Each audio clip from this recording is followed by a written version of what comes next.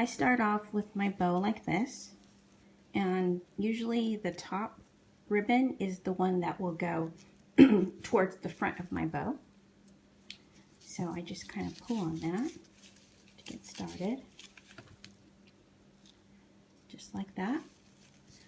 And then usually my second ribbon will be the one that goes to the back. So let me try to grab that. Okay. All right.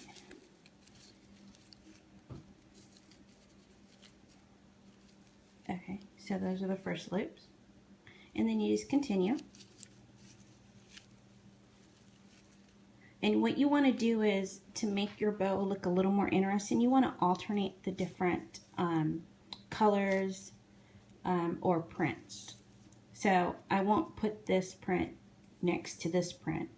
And then it's a directional print, so I won't want it to the back either. This is the back of my bow.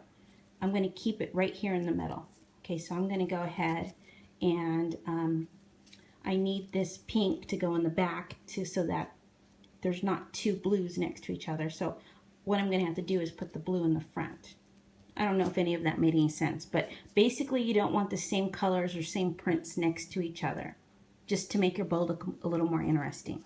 Okay, so like I said, I'm going to put the blue to the front so that the pink can go to the back next to this blue. Okay, so there we go, just like that. And then I want my print to only go in the front or to stay in the middle, because I don't want the print to be upside down.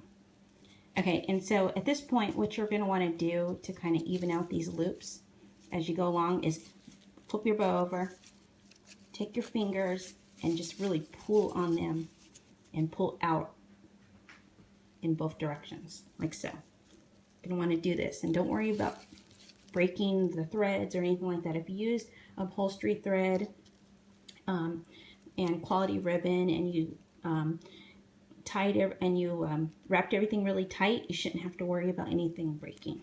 Okay, so there we go. Okay, and flip this out again and just continue.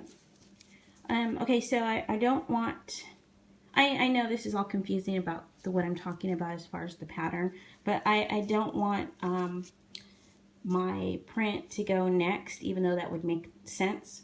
I want my print to be over here on the front loop. So I'm going to again leave the print on top, and to alternate the colors, I'm going to go ahead and put the pink here next to the blue in the front. It'll all make sense when I'm done. Okay, and just continue. Don't worry about what's going on with your fillers right now. Again, flip over. Really pull those loops out. Okay.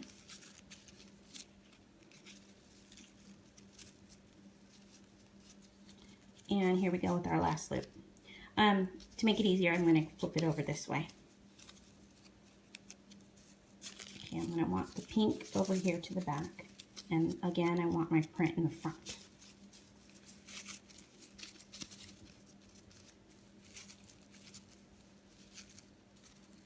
Let's do one final loop pulling here. This is the most important thing that you're going to do when creating your bow to get the right loop look. That's this pulling trick. Just keep on doing it until everything is where you want it.